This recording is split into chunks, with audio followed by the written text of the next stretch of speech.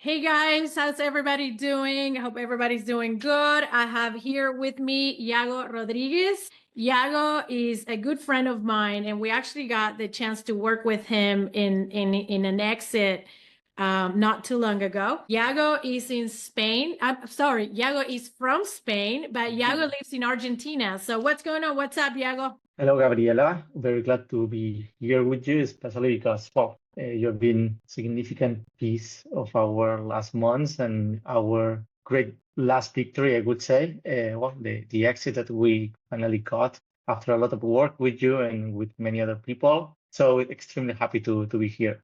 Awesome. Well, obviously we appreciate it. I know you're busy and you're going from meeting to meeting and Like in everybody your else. in your post closing months and maybe a couple of years are always pretty busy. But here at the podcast, we want to talk to the founders, to the people grinding that are doing business. And I wanted to talk to you because you are in the software development space Sure. that is huge, right? And particularly, I guess what it's known as the outsourcing world, where you actually, together with your partners, you guys develop this beautiful, ecosystem of developers with multi-country delivery and all of that. So are you like, what's your background like in engineering? Like, what's your background in like your profession? So I did what is called in Spain electronic engineering, and my background, well, and my story is a little funny because I never thought I was going to create a company. I was actually in my career path was more oriented to the academia. I was doing my PhD, but while I was doing my PhD, I started reading hacker news, in reading about all these stories of entrepreneurs. And at some point in my PhD, I decided to switch gears and try entrepreneurship. Try to do at first I tried to do a product company, but that didn't work that well. So we had to switch gears pretty fast to okay. Apparently we are not good enough to create a product. Okay, but we are good at doing software development. Why don't we start doing this? And that was the very early stage, the very early days of the company. But as very specific on your question, it's a completely technical background, and definitely the company outgrow my competencies a long time ago.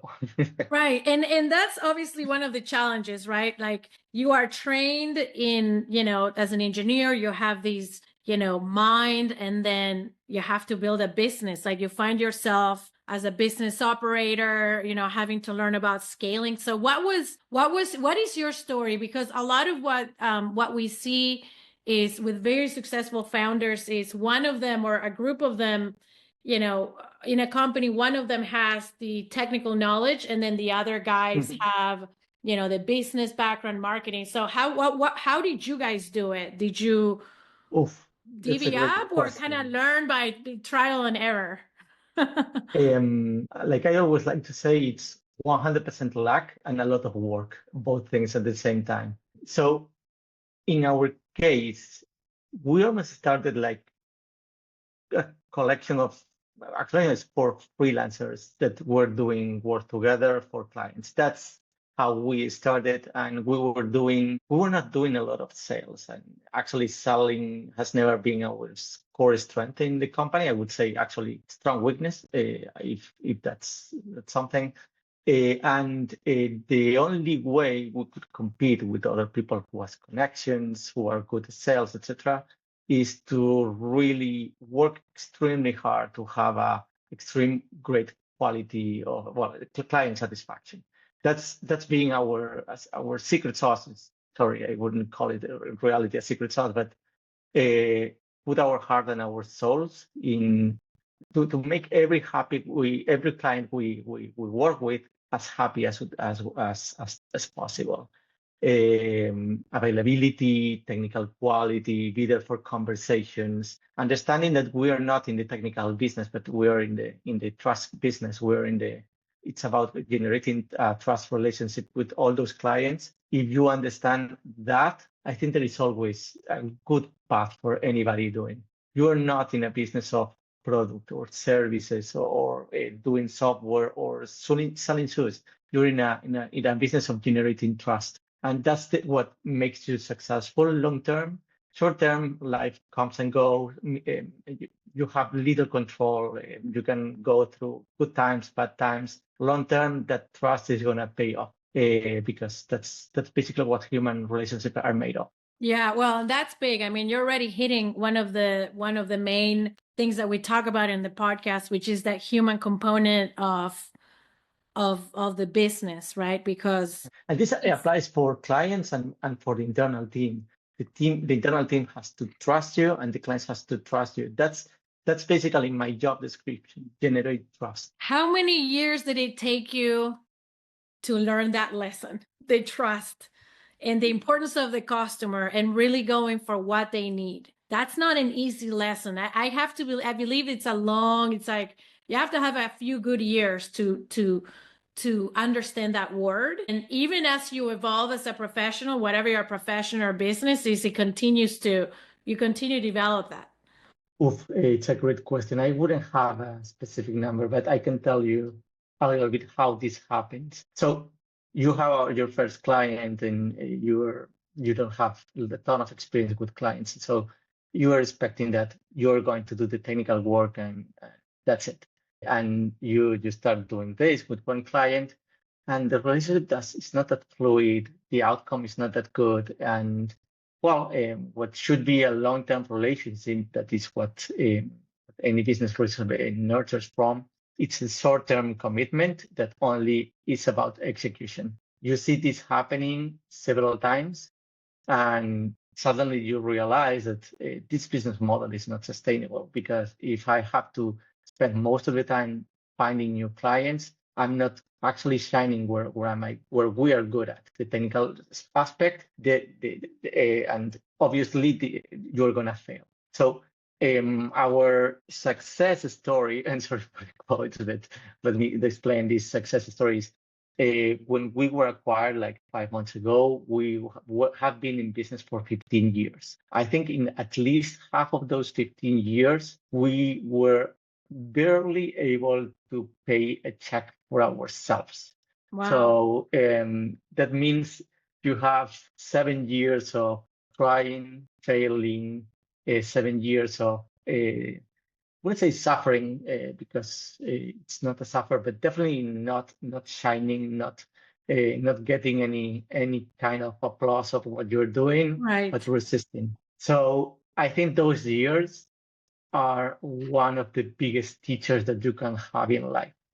Living one day at a time, living one client at a time, trying to survive, as simple as trying to survive, and every day thinking, what am I doing wrong? What can I do better? Asking that question that is not easy, listening the answer that is even harder, because we always, as I like to say, we only hear what we want to hear. We don't hear what the other person is trying to tell us. Right. So, but eventually it's you start listening, or you're never gonna get in a good place. Right. So, I want to go back to the discussion of trust, because you guys operating international business.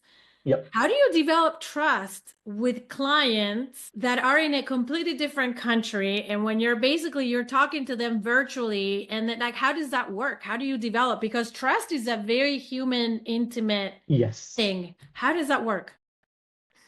Oof. To give you an answer for this, I'm gonna again take a couple of steps back. So we started in Spain. Well, actually, our company is basically the merge of two companies, one from Argentina and one from Spain, two founders on each side that many years ago, about 10 years ago, decided to join. And when we started, now I'm talking about the company that started in Spain. Well, we tried to sell, as I was saying before, and failed over and over again. And that took me to Germany, took me to England, took me to Netherlands, and then to the US. Here I have to say, US, as any other place, has great great things and not so great things, like every other country, like every other place. But US has something that is a little bit differential. It's US gives more opportunities, or at least that's my experience, than most of the other countries. Okay. They take more risks, as simple as that. And that, for a no one like myself, that it doesn't generate trust because it's a big reputation and really great network behind. That trust is someone gave us it for free. And I can even give you a name. Anirudh Chawan is a former VP of SAP. Wow. He decided to give us trust for free. And what we did is, with that trust, we treasure it, we work it, we put our heart and souls to keep it, to really embrace that gift and not take it for granted, and return more than provided, or at least try to return more than provided. And that was one of the cornerstone, and that was our first big client that allowed us to later on, through references, through referrals, through many other things, grow to other clients, start growing as a company.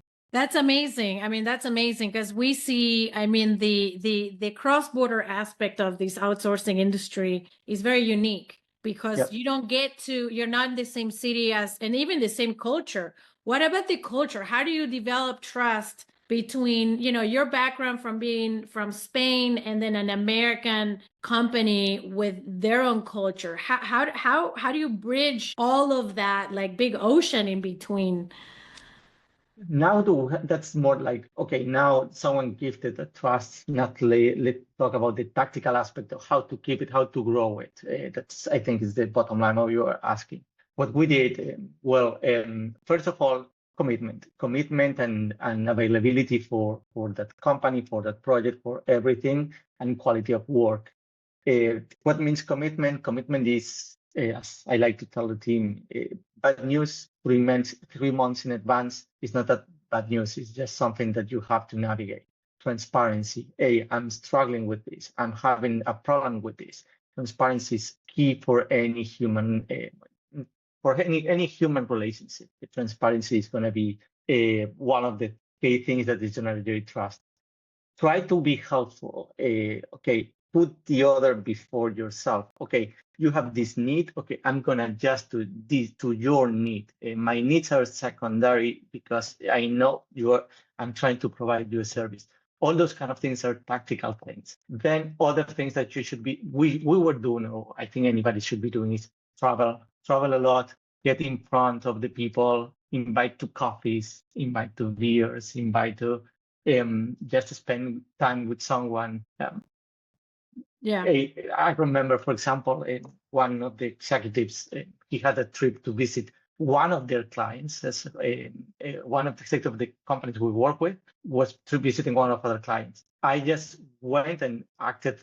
I was there helping him, and just without any, I was not getting anything, but be there so to support him. Do those kind of things, go the extra mile, put the extra effort, and that slowly is gonna reward you. And that doesn't mean that as soon as you do it, you're gonna get something in return, because it doesn't work like that. It's a very, very long game. You seed, you plant a lot of seeds, millions of seeds, and maybe 10, 20, 15 of them eventually flourish. And you can live of them. You can live of 10, 15 seats. You don't need 1 billion seats, or at least that's our case. Right. Okay. So here's a question that I like to ask: is the customer always right?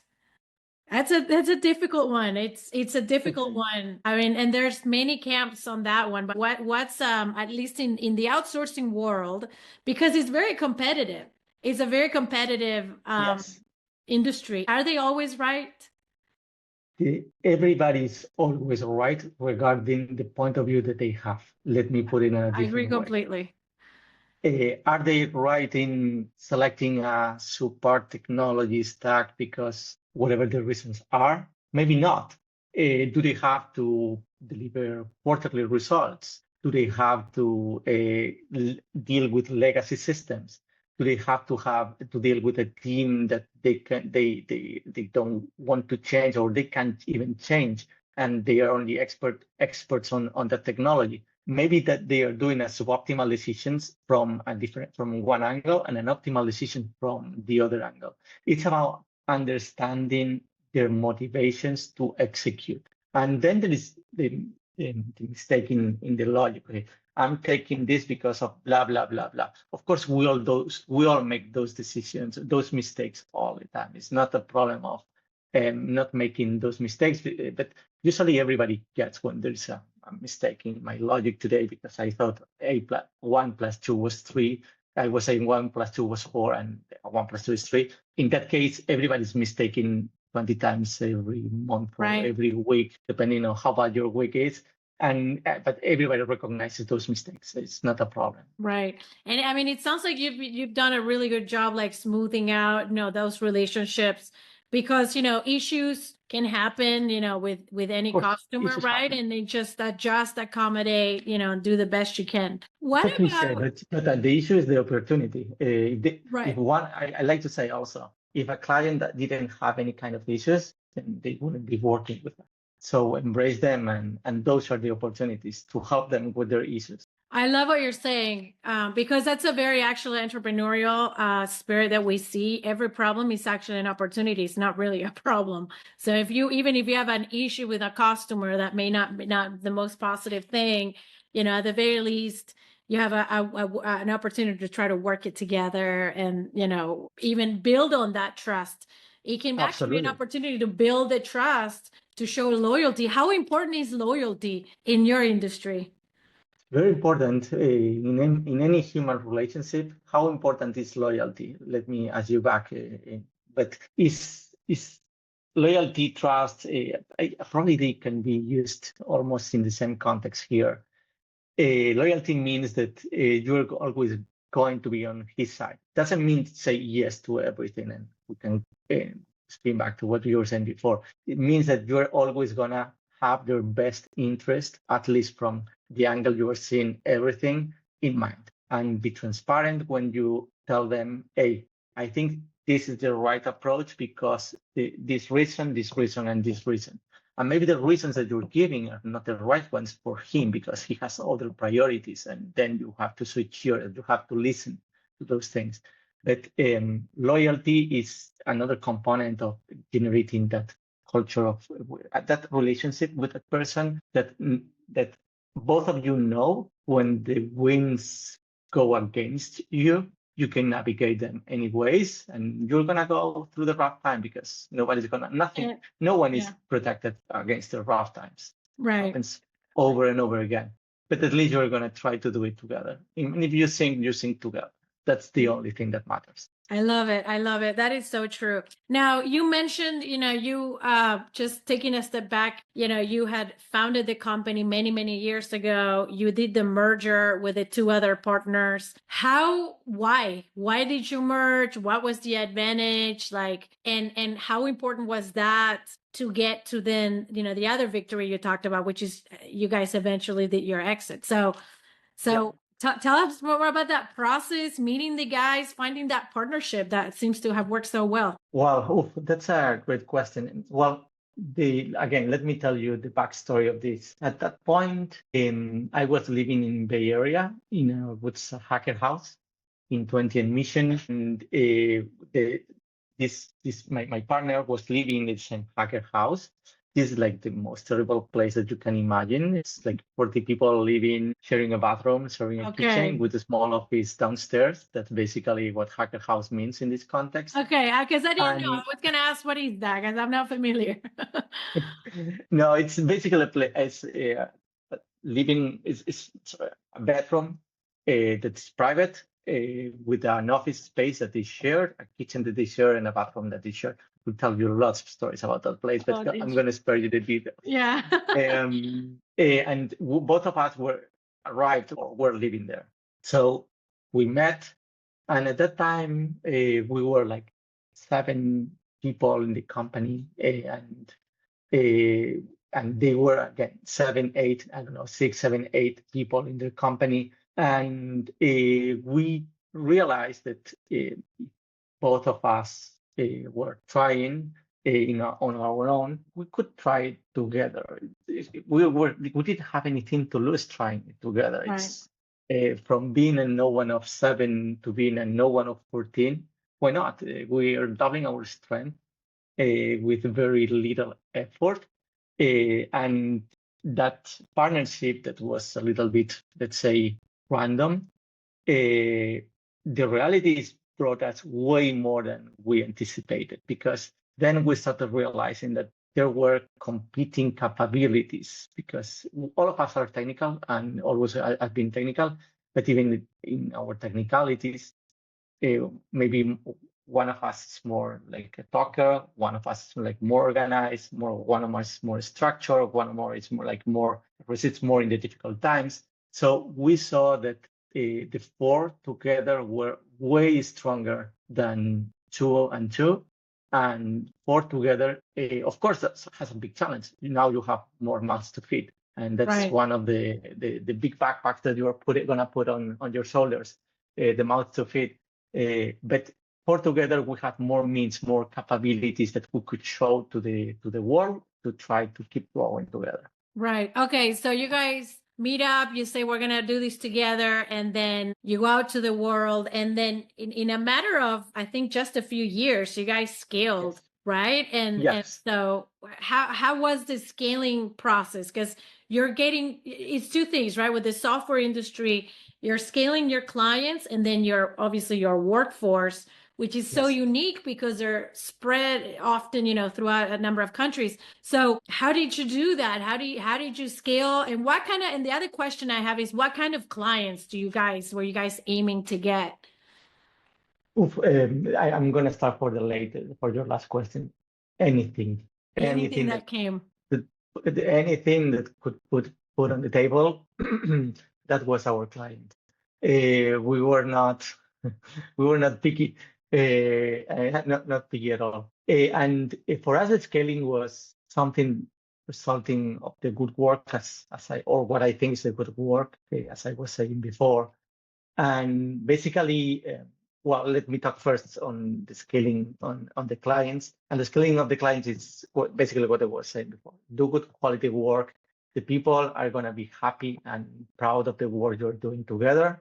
And they moved from a different company. And hey, I'm pretty sure, Gabriela, and why we're working with you, because we trust each other, because I know what you're capable of. I don't want to risk going to somewhere else that doesn't know all my context, doesn't know how this person reacts in the good moments and in the bad moments. That's the only reason. That's the core reason why we work with people around us, and we love that feeling is, hey, I know what this person is going to do in every situation. And that's what happened when the people start moving from one client to another. Well, someone moved from one of our clients, Ellie Mae, moved to, I don't know, to SAP.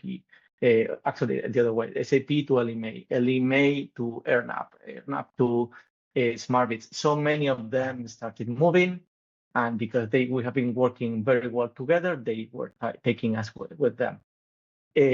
So that's Which way I just want to highlight, I mean, and it really proves how your relationship, because if you hadn't built that relationship with that person that moves from this company to that company, you would have never been able to work with some of these other great absolutely, companies, right? Like, and absolutely. so what an important factor to have that strong trust and loyal relationship. Every month and a half, I was taking, at that time, I was already living in South America. At the time, I was living in Chile. Every month and a half, I was taking a plane. Of course, not in first class, not in premium, nothing, anything like that. Actually never thought in any of those classes. I don't do it even now. And I was traveling the 14 hours, or when you were lucky because you got a good connection. But if the flight was expensive, okay, maybe 20 hours. So you use the weekend to travel and spend 1 week in their office doing work, meeting people, inviting coffees, all those kind of things. So it's the nature of the work, is the nature of what you have to do. I could even tell you more crazy stories of how you can spend a week in a hotel next to the office of one of your clients, waiting for him to have a window And so you're in the hotel close, or you can be in 5 minutes into his office for that 30 minutes. And you spend the whole week in a very cheap hotel, not one of the fancy ones. Yeah. Just working there in the dark, waiting for that call. That may never happen. Yeah. Well, that's amazing. I mean, I'm literally, I visualize everything. So as you're saying that, I'm literally imagining in my head the building and the hotel, and you're kind of like waiting to see Yes. when the guy will be ready. And I mean, that's what it takes. I mean, that's what it takes sometimes. It's just to pursue the people you really want to, and people know. I mean, when you pursue, when somebody comes to me and they show me they really want to work with me, whether it's a potential, one of our employees or somebody, I mean, that tells me something, if they want to really, they're sold, for what I believe, what I do. So, I mean, that's amazing. That's amazing. Okay. So that is basically your strategy is the human touch, Absolutely. the trust, and really caring and serving their needs. And I know, I mean, I think you're going to say the same applies to the employment side. Yes. But that side, I mean, it's not a client there. How do you develop and how do you grow and scale a remote workforce? Okay.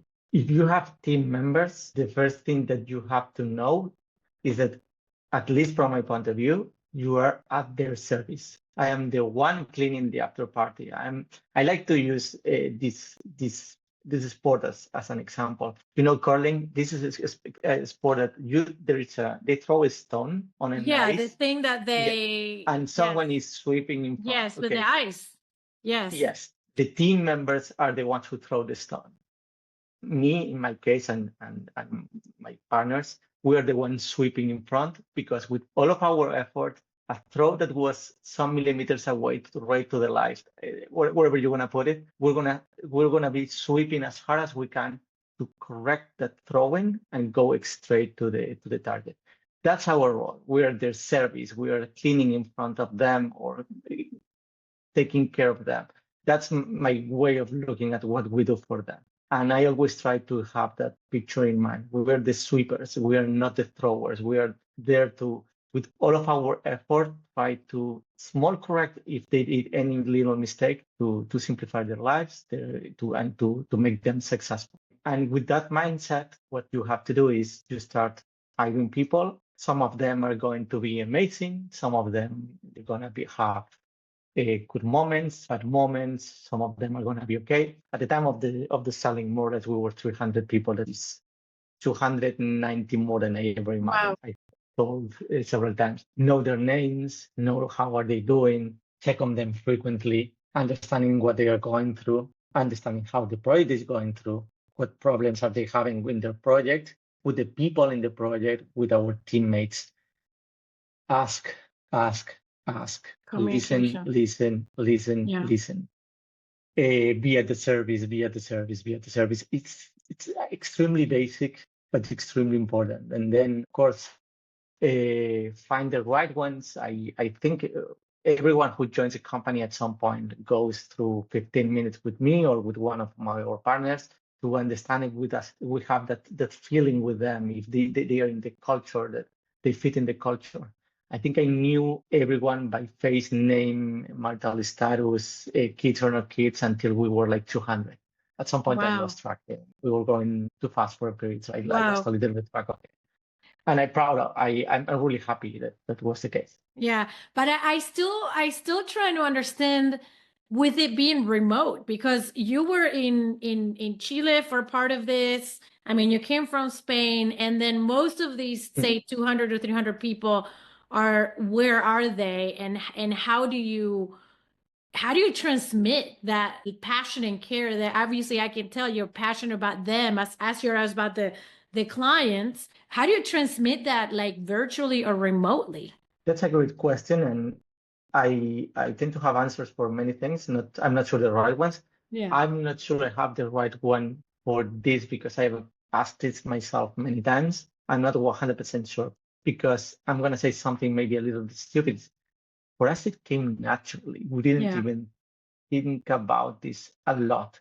It's one person from Argentina that was in US, so was communicating with his partner since they were two, from the very day one, remotely. One person that was from Italy, but was living in Spain, and one Spanish guy that was in Germany or England or the US. The communication, the trust was generated remotely every day from the very beginning. So again, I think for us was extremely natural. And actually, when COVID happened,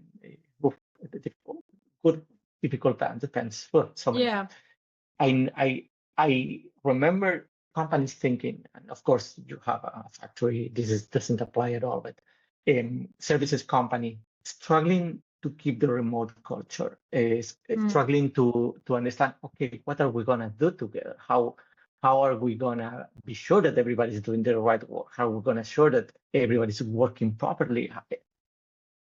For us, we never had that question. We never had that fear because for us it was always like the case. We grew up. It's like when you're a child and your dad and your mother swims. So for you, swimming comes naturally. In our company, that wasn't a thing because we were born with this. Right. And I mean, it does sound, I mean, like you all had like this incredible synergy that really created very organically. I mean, there's no other way to explain it. Very organically, a success story, both with your clients and the people. Okay. So one interesting fact, right? I'm thinking it was four of you, and obviously I'm sure that different opinions may have, from time to time come up. What is your, maybe conflict resolution strategy? How do you make sure that four people are aligned, and going in the same direction, especially because all of you, where were your partners? I mean, you guys were not in the same country, were you? I think we never been in the same country living, but now that we are two of us in Buenos Aires, I think this is the first time. Yeah. A conflict resolution with my partners. I'm gonna be extremely repetitive. Sorry about this, but That's it's about okay. talking. It's almost the same principle, maybe like the same principle of, Yes. empathy to your position, to Yes. what is good for the company, what Yes. is right by the client, the people. I'm never going to be always right. It would be ridiculous. I'm not a genius. Nobody's a genius by definition. So I'm never going to be right. So listen to the others. You may not be 100% convinced that what they are saying, what they are proposing, and articulate your discrepancies with logic. What's the logic behind, and even again points of view from different angles. Two things can be equally true and be different at the same time to solve the same problem. So have that in mind, and whenever those situations happens and you end up, let's say in a draw, let's say two of them want to do different things and there's no way to untie that. Okay, what's the minimum test that we can do to move forward, not to be blocked, because being blocked is the worst thing that Baby can happen. step, baby steps. Yeah. Take it one step. Okay, what's the minimum test that we can do to test one of the ideas? And if you don't know which one of you're gonna try, A or B, throw a dice, pick one, and go with the best of your heart to make that idea successful, even if it's the other's one. That's the only way to make it work, because you're gonna, if you get stuck on your ideas and I'm the best, I'm here to command or something like that, it's never gonna work. It's never gonna work in your company, with your employees, with your clients, with your partner, with your friends. And you can apply the same principle to any human relationship. Amazing. So, yeah, I mean, what an awesome story. We're talking a little bit about all the different angles. So at some point, you guys, I mean, the pandemic comes, I'm sure, a lot of the companies in the digital industry did a big jump. Was that the case for you guys? So many companies digitalized, adjusting to the market. We were already growing. We started growing in 2017, more or less. That's when our growth started. In pandemics, maybe we were at the beginning of COVID, like 90 people, but definitely it was a boost. That growth rate accelerated. And in a matter of 1 year and a half, we were like 200 people. Yes, that was everybody was looking for developers. At that time, I remember pretty clearly that the goal was how to keep a stable quality team. Because yes, we were having more project offers, than before. But at the same time, our team members were getting more job offers than before. Right. How do you compete with big companies that have billions of dollars? Right. Because there's another thing that happened. Americas, as I like to say, joined as a single market. It's not that now it's US, Canada, Argentina, Chile anymore in services. It's one big market that is defined by a collection of time zones, but basically a time zone. Mm-hmm. And that's a trend that's going to keep happening, and probably it's unstoppable at this point.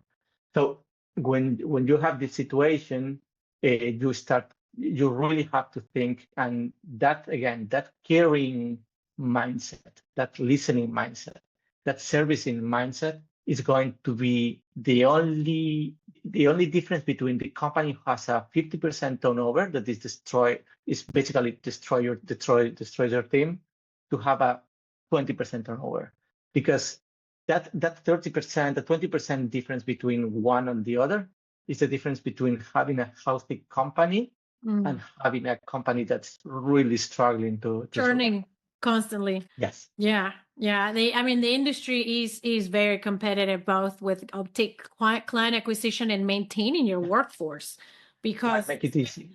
It's especially some of those local economies like Argentina, yes, where the US dollar, the peso, and all that stuff. Okay, so great. I guess we can say better time. The pandemic was good, I guess, for the business. Was good with all the personal stuff that of happened. Course. Employees struggling, people worried about their families. I remember that at that time we were doing an all hands meeting where we gathered with the whole team every week, because we needed to be very close to them. For us, not about the remote work or how we're going to work together. There were people that were really struggling, people with family sick. Jobs, people, yes, money, I'm sure all of that. My wife lost her job, and my husband lost his job, and my kid is not going to school. My kid was going to college, and now it's not going to college. All those situations that all of us have lived and have listened, or have friends or family members that have gone through this. Yeah. And I will add, and you guys had team members in different countries, so every jurisdiction was doing their own version of COVID. Yes. So also affected, like we talked to people from Germany, and they were in complete lockdown for a full year, no school, nothing. We talked to, like, here in Texas, we actually, it was pretty not as severe as other people, like, so that must have been a challenge. Yes, no, and definitely I can tell you how the COVID experience was for many countries, for all the countries that we have ever operated. Spain was different than Argentina, than Chile, than the US, and Colombia, than Peru. Each of those countries had, at that time I was living in Chile, and Chile, for example, had a very hard lockdown. Wow. The Argentina had a lockdown, but was a little bit more gentle, at least in terms of capabilities of going out and etc. Spain had a very spiky one, where at the very beginning it was super hard, but then they softened the rules faster. So every country was a different experience, as you were saying before. Yeah, so I'm sure challenging. And at the same time, probably getting all these new potential clients and potential work. So yeah, that's challenging. And then at one point, you and your partners were like, okay, how did this selling come into your minds? Is it something that you were building to sell? Were you building to have fun, to scale, to challenge yourself, to just to solve problems? Like, how does selling a company come into the minds? And also or how many partners you were at the time? How do people agree on such a big milestone? Yep, it's difficult to answer such a big thing. So first, let me start from your initial question: is how sales comes to your mind. I can tell you how sales came to my mind, and how do I think the rest of the team members receive that. So I never thought about selling, because it's for me. I'm too average. I never stand it. So selling is for important people, for successful people, and of course, and was way out of my league to put it in a very stupid way. But company starts growing, you keep doing good work, you have good brands in your clients list, and suddenly you start receiving some messages. Hey, I would like to understand this, or you go to a meeting, or sorry, to a conference, and you meet other companies similar to do that. They do similar things to what you're doing, and they start to express interest. I would say expressions of interest. Maybe some of them are subtle, some of them are more direct. And we, without wanting it at all, we received what is the proposal, an initial proposal for selling that didn't come to an end. But that's the first time you realize, hey, apparently I have something that can be sold that you never imagined that was the case. Yeah. So now you start thinking, okay, that means that I need to understand how companies are sold and what are the companies selling. Not because I want this, because I want to have that option. You just want to know. Yeah, you're curious. Yeah. So you start understanding, okay, what do they look at, how do they operate, how the process goes through, but you understand just to a certain point. It's not that you really understand, because at the end, every process, I think, is a little bit different from everyone. Yeah, absolutely. So you start think like EBITDA, that for us was the magic word of EBITDA. Yes. We were in terms of, and you know this for a fact, we were the most basic company in the world. We just received money from our clients. We were sure that we had enough in the bank for as many months as possible, and we paid salaries to the team. That was all the financial strategy. Sorry for it. I know this is shameful because at that point we maybe were a company of 200 people, but this was the way we operated. We never went into a bank. We never had a line of credit. We never had investors. So you start learning. It's important to understand this financial concept that we acquired very late in the game compared to other companies. Yeah. Sorry, I'm taking too much. Just to close your question. So this started to move forward. You start to learn. More people start to come. Now you have the right answers, and eventually something clicks, something triggers, and you sell your company.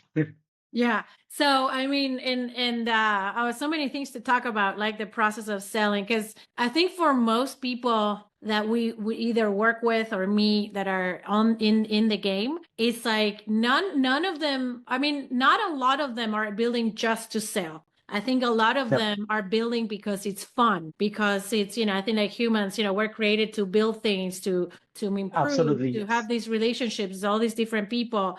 And then one day, somebody tells you, we like you, we want to acquire you. So I guess, how emotional is the process? I mean, how emotional was for you? And I get different answers from different people, but was it like, how attached were you to the business? That, like, is it hard to let go? Is it like so many things that come into play with the process? Okay. How emotional was for me? Let me answer that first. For me, it was very little emotional. I just experienced nervousness. I think 1 week before the deal, okay, apparently this is really going to happen. It's going to happen. I'm not the smartest project of the box, as I like to say. So I was moving forward, but without the actual realization that I was actually going to sell the company. It's like, you don't really think that's going, again, that's for important people, not for someone like me. So it was very emotional for me. It was very emotional because of this. For my partners, for one of them, it was a more emotional, and actually we had this conversation with, hey, but you're not taking this seriously. I am taking it. Yes, but I don't know. I'm just doing my day-to-day work. I'm sure that we are doing the right things. Right. And if this happens, good. And if it doesn't happen, also good. I'm not rushing. I don't have an end game on this. Of course, if this happens for good reasons, perfect. but that's the way it happened to me. Very different probably from many other people, but it's like I'm doing my work, and apparently the selling of the company is part of the daily activities that I have to deal with. Right.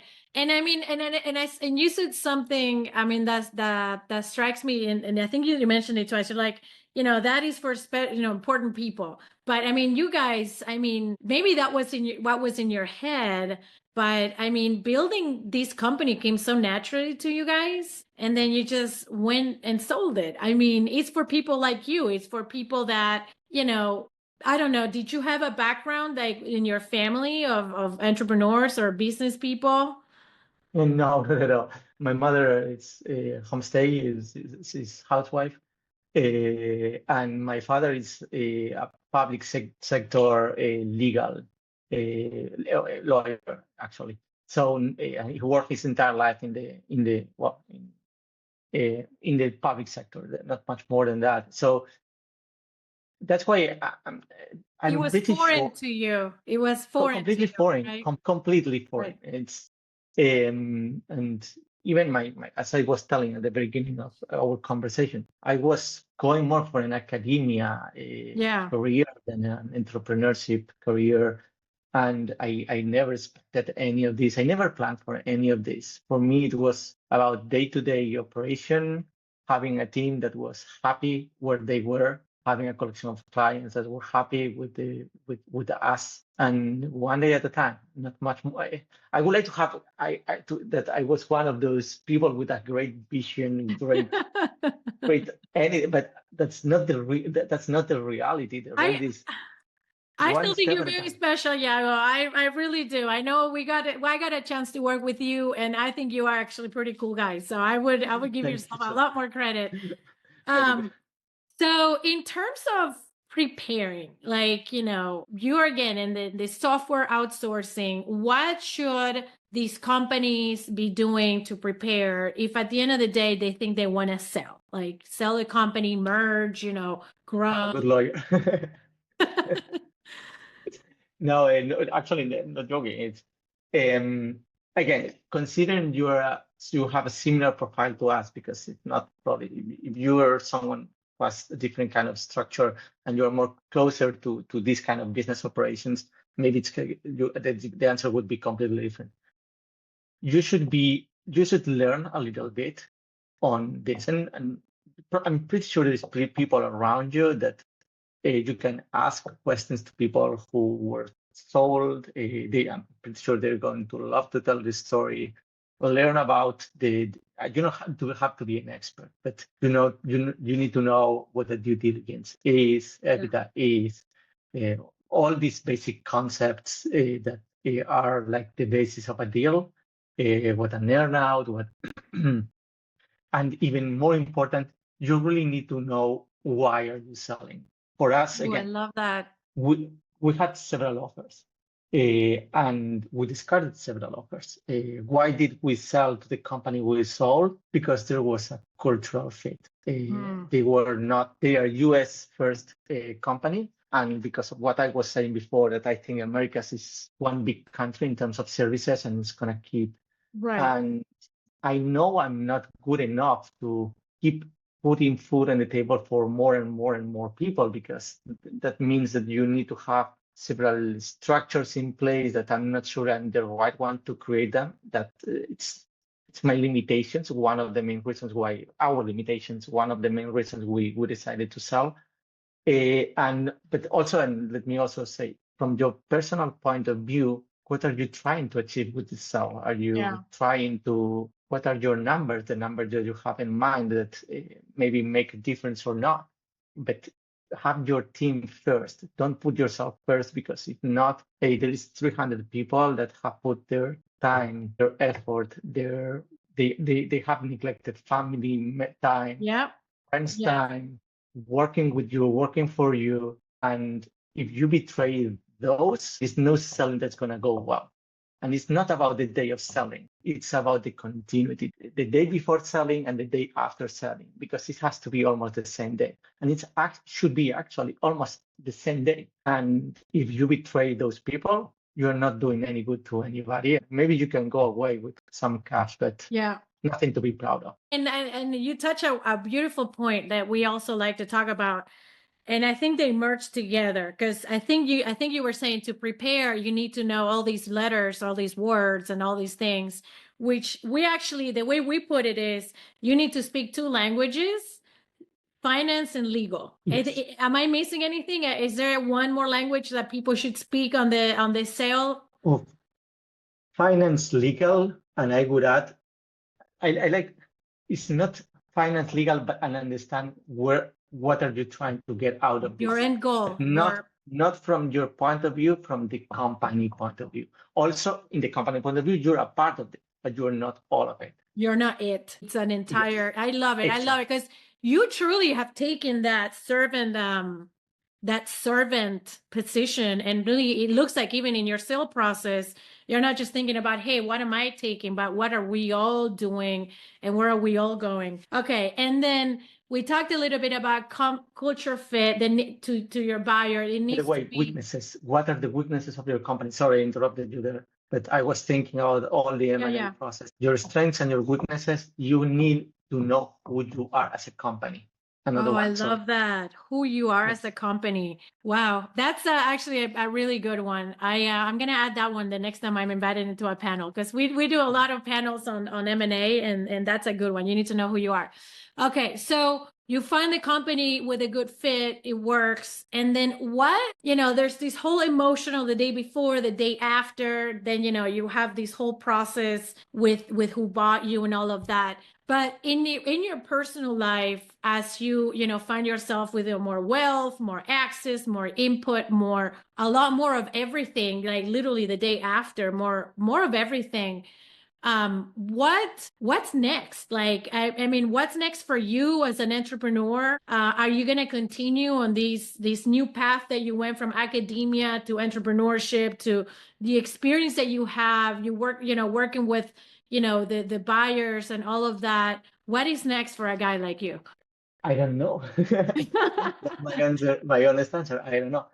Right now, for me, the most important thing is that this process of selling, because again, is the before selling, is the after selling, is as successful as possible for our team members. And amazing. That's my currently only thought. That's what I'm thinking about. I've never been a very vision-like person. For me, it's always, what bridge can you build with the sticks that you find on the path, not to build the perfect bridge. So right now it's about understanding how can I serve better to my team to really be embedded into this new. I like to use the reference. Before we were a small boat in the middle of the sea. Mm-hmm. Now we're in a small fleet in the middle of the sea. We're still our own boat, but we're in a fleet. And that means that if you're running out of fish, you can ask the boat next to you, hey, do you have some fish to spare? Right. Because we're hungry here. So being sure that we create those communication channels, I think they use flags or something. I'm not an expert. I love it. But, be sure that we know how to use these communication channels to take the benefits of being in a fleet and don't suffer the problems of being in a ship, because now you have to coordinate the turns. You cannot take the wind after the other guy. Right. So, sorry, I'm using an analogy. Oh, I love analogies. The people, I love analogies. I speak by telling stories. Perfect. No, but that's my current status, trying to navigate this situation. That's amazing. That's amazing. Okay, so just to close, Iago, if you had, and maybe we know because we heard you talk about trust and building, but one piece of advice to the entrepreneur, not necessarily somebody who's looking to sell, but the building process. One piece of advice you can leave with people. It's about service. It's about service, nothing else, nothing more. And this applies to everyone. It's a taker's mentality of the giver's mentality. Be a giver. It's way more profitable in the long term than being a taker. Taker, maybe you can win today, you can win tomorrow, but in what really gives you the compounded interest is being it's a very soft reason. Being a giver is way more profitable than any other thing, or at least that's my experience. Again, I just have my experience, but it's even a very selfish reason. pays way more in the long term. I love it. I love it. It almost sounds like we're preaching here, giving and not taking and all of that. I love it. Okay, so what kind of company would be? I mean, if anybody's hearing and they want the services, what's a good fit of a client that you would love to work with? Maybe there's a potential client for you listening, maybe a Yes. company that needs software. What would be an ideal type of client that you would love to work with? Oof, I love to work with anyone who has a problem that we can help with. Again, if they have an issue, technical problems, we can solve almost any technical problem. Data, AI, of course, AI now, there are beautiful problems Right. around that and beautiful new solutions around that. But data problems are even more interesting nowadays because all AI that we are building, the reality is it's as good as the data that you have. So Right. take care of that data. And how do you service that? The application you're going to build around it to provide other enterprises if you're B2B or to the customers if you're B2C. That's also another beautiful way to put it. I love technology. I love what we do. And I love in every piece of it, as you can see what I'm saying. It's about people with that really want to work in a team, in collaboration, and be open-minded and be there if the things don't go as good as we anticipated and celebrate together when the things go great. Love it. That's what you can expect in life and friends, in clients and partners. Awesome. Okay. Well, Iago, thank you so much. So excited to have you. We'll post your contact information if anybody wants to get in touch. But yeah, Absolutely. this Feel has free been to. great. Thank you so much. Thank you so much, Gabby. It was a pleasure to speak with you. Thank you.